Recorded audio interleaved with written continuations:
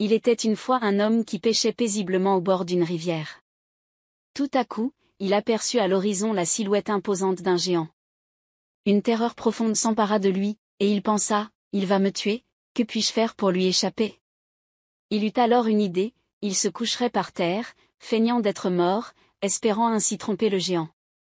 Lorsque le géant s'approcha, l'homme retint son souffle, feignant d'être gelé. Le géant se pencha pour écouter sa respiration, mais il n'entendit rien. Il décida alors de secouer l'homme pour s'assurer qu'il était mort. L'homme s'efforça de rester raide et immobile, semblant mort de froid. Convaincu que l'homme était décédé, le géant l'attacha à son dos et poursuivit son chemin. Pendant le voyage, le géant traversa une région où poussaient de petits saules.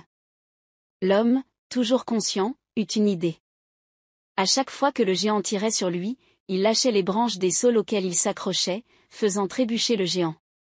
Agacé par cette situation inhabituelle, le géant s'arrêta pour se reposer et s'interrogea sur la vie de l'homme.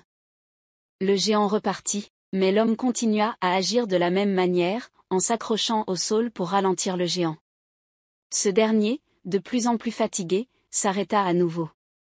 Inquiet, il tendit l'oreille pour écouter s'il pouvait percevoir la respiration de l'homme.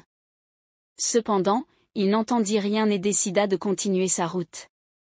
Finalement, le géant atteignit sa maison, épuisé. Il attacha l'homme près de l'entrée, puis se coucha pour se reposer sur une plateforme qui lui servait de lit. Sa femme, une géante elle aussi, remarqua la présence de l'homme et se mit à préparer le repas. L'homme, toujours vigilant, observa la situation.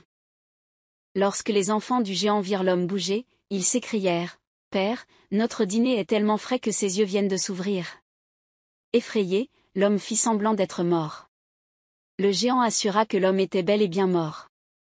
Cependant, l'homme chercha discrètement un moyen de s'échapper et repéra la grande hache du géant. Peu à peu, il avança la main vers la hache.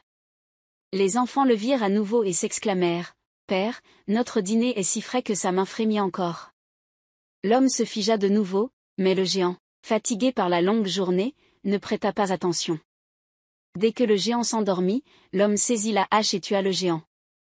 Il passa la tête par l'entrée et aperçut la géante occupée ailleurs.